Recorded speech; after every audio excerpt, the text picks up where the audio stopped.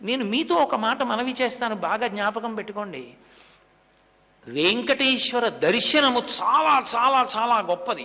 అది తక్కువ అని నేను చెప్పడానికి వీల్లేదు. ఎందుచేతనంటే వ్యాసుడే స్వయంగా చెప్పాడు ఒక మాట. ఇంత పాపం పెరుగుతోంది కదా, కేవలం ఆపదలు తీర్చడం ఒకటేనా, జీవుడికి అనుగ్రహం కూడా ఏమైనా ఉంటుందా? ఆపద ఎప్పుడంటే ఇక్కడ చేసిన పాపపుణ్యములు ఇక్కడ సుఖదుఖముల రూపములో వస్తే. కాలోహి బలవాన్ కర్త సరతం సుఖదుఃఖయో నరాణం పరతంత్రాణం పుణ్యపాపానుయోగత అంటాడు దేవీ భాగవతంలో. చేసుకున్న పాపపుణ్యములు సుఖదుఖముల రూపములో వచ్చి బాధ పెట్టినా సుఖపెట్టినా అవి ఇక్కడ క్షయమైపోతాయి. ఈ శరీరాన్ని బాధ పెట్టడం సుఖపెట్టడం చేసి వదిలిపెడతాయి. జీవుడికి, లోపల ఉన్న జీవుడు ఎన్నాళ్ళు ఇందులో ఉంటాడు? ఇంకో 20 ఏళ్ళు ఉంటాడు, మహా అయితే 25 ఏళ్ళు ఉంటాడు. వదిలిపెట్టేస్తాడు కదా దీన్ని వదిలిపెట్టి వెళ్ళిపోతాడు. దీన్ని వదిలిపెట్టి వెళ్ళిపోయిన తరువాత దీనిలో ఉండగా ఏం చేశావురా అని అడుగుతాడు ఈశ్వరుడు.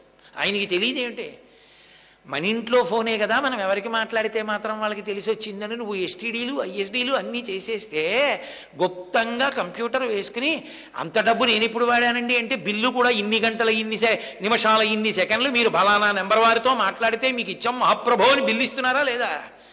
మీరు పెట్టుకున్న వ్యవస్థలో మీ ఫోన్లో మీరు ఎవరితో ఎన్ని గంటల ఎన్ని నిమిషంలో ఎన్ని సెకండ్లు మాట్లాడారో పట్టుకోగలిగినటువంటి సాంకేతిక పరిజ్ఞానాన్ని మీరే నిర్మించుకుంటే మీకు శరీరాన్ని ఇచ్చిన పరమేశ్వరుడు దానితో మీరు ఏం చేస్తున్నారో కనిపెట్టలేని అమాయకుడని మీరు ఎలా అనుకుంటారు?